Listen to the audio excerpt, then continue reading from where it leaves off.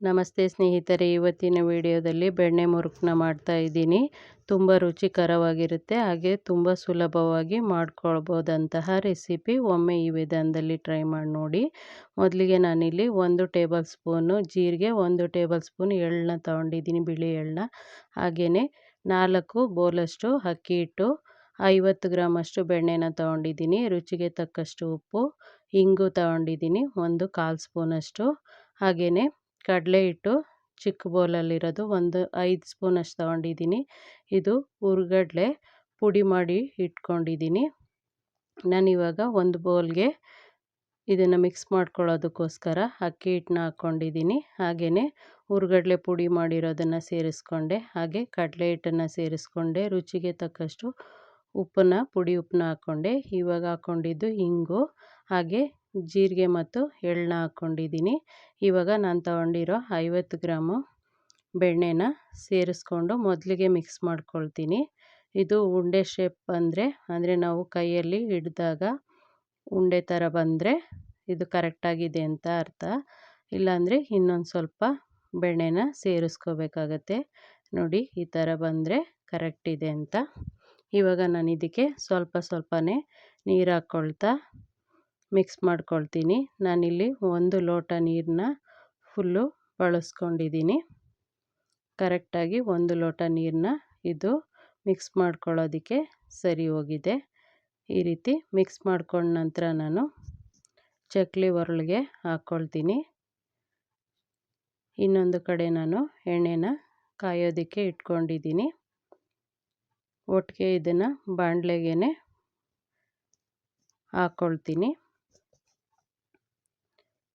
ಈ ರೀತಿ ಕ್ಲೋಸ್ ಮಾಡಿಕೊಂಡು ಬಾಣಲೆಗೆ ಹಾಕ್ಕೊಳ್ತೀನಿ.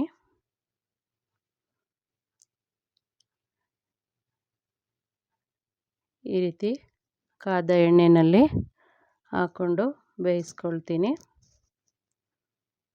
ಇದು ಬಬಲ್ಸ್ ಎಲ್ಲ ಕಡಿಮೆ ಆದಾಗ ಇದು ಬೆಂದಿದೆ ಅಂತ. ಇದು ಬೆಳ್ಳಗೇನೆ ಇರುತ್ತೆ, ತುಂಬ ರುಚಿಕರವಾಗಿರುತ್ತೆ. ಈ ರೀತಿ ಬಬಲ್ಸ್ ಎಲ್ಲ ಕಡಿಮೆ ಆದಾಗ ನಾನು ಎತ್ತಿಟ್ಕೊಂಡು ಇನ್ನೊಮ್ಮೆ ಹಾಕ್ಕೊಳ್ತೀನಿ ಇನ್ನೊಂದು ಬ್ಯಾಚು.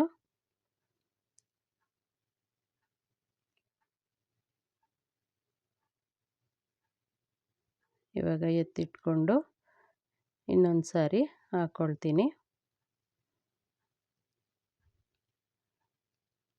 ಇದಕ್ಕೆ ಹುರ್ಗಡ್ಲೆ ಪುಡಿನ ಹಾಕಲೇಬೇಕು. ಮಾಮೂಲಿ ಹುರ್ಗಡ್ಲೆ ಸಿಗುತ್ತಲ್ಲ, ಅದನ್ನೇ ಮನೇಲೇ ಪುಡಿ ಮಾಡಿ, ಅದೇನು ಜರಡಿ ಹಿಡಿಯೋದೇನು ಬೇಡ, ಹಾಗೆಯೇ ಡೈರೆಕ್ಟಾಗಿ ಮಿಕ್ಸ್ ಮಾಡ್ಕೊಳ್ಳೋದಕ್ಕೆ ಹಾಕೋಬೋದು. ನಾವು ಅಕ್ಕಿ ಹಿಟ್ಟು 4 ಭಾಗ ತೊಗೊಂಡ್ರೆ, ಅಂದರೆ 1 ಬೌಲು ಅಕ್ಕಿ ಹಿಟ್ಟನ್ನ ತೊಗೊಂಡ್ರೆ ಅದರಲ್ಲಿ 1/4 ಬೌಲಷ್ಟು ಅಳತೆಯಲ್ಲಿ ಹುರ್ಗಡ್ಲೆನ ತೊಗೊಂಡು ಪುಡಿ ಮಾಡ್ಕೋಬೇಕು. ಅದ್ರ ಜೊತೆಗೆ ಒಂದು 4-5 ಸ್ಪೂನಷ್ಟು ಟೇಬಲ್ ಸ್ಪೂನಷ್ಟು ಕಡಲೆ ಹಿಟ್ಟು, ನಾವು ಬೋಂಡ ಬಜ್ಜಿಗೆ ಬಳಸ್ತೀವಲ್ಲ ಆ ಹಿಟ್ಟನ್ನ ಹಾಕ್ಕೋಬೋದು. ನಿಮಗೆ ಖಾರ ಬೇಕು ಅಂತಂದರೆ ಮೆಣಸಿನ ಪುಡಿನ ಸೇರಿಸ್ಕೋಬೋದು, ನಾನಿಲ್ಲಿ ಹಾಕ್ಕೊಂಡಿಲ್ಲ. ರುಚಿಗೆ ತಕ್ಕಷ್ಟು ಉಪ್ಪು, ಹಾಗೆ ಜೀರಿಗೆ ಮತ್ತು ಬಿಳಿ ಎಳ್ಳನ್ನು ಬಳಸ್ಕೊಂಡಿದ್ದೀನಿ, ಹಿಂಗನ್ನು ಹಾಕ್ಕೊಂಡಿದ್ದೀನಿ. ಇಷ್ಟನ್ನು ಹಾಕ್ಕೊಂಡು ನಾನು ಮಿಕ್ಸ್ ಮಾಡಿಕೊಂಡು ಈ ಬೆಣ್ಣೆ ಮುರುಕನ್ನ ರೆಡಿ ಮಾಡ್ಕೊಂಡಿದ್ದೀನಿ. ನೋಡಿ, ಇಷ್ಟು ಚೆನ್ನಾಗಿ ಬೆಂದ ನಂತರ ಎತ್ತಿಟ್ಕೊಳ್ತೀನಿ. ಸ್ನೇಹಿತರೆ, ಈ ವಿಧಾನದಲ್ಲಿ ಒಮ್ಮೆ ಟ್ರೈ ಮಾಡಿ ನೋಡಿ, ಹೇಗೆ ಬಂತು ಅಂತ ತಿಳಿಸಿ. ಮೊದಲನೇ ಬಾರಿಗೆ ನಮ್ಮ ವಾಹಿನಿನ ನೋಡ್ತಾ ಇದ್ದರೆ ಪ್ಲೀಸ್ ಸಬ್ಸ್ಕ್ರೈಬ್ ಮಾಡಿಕೊಂಡು ನೋಡಿ.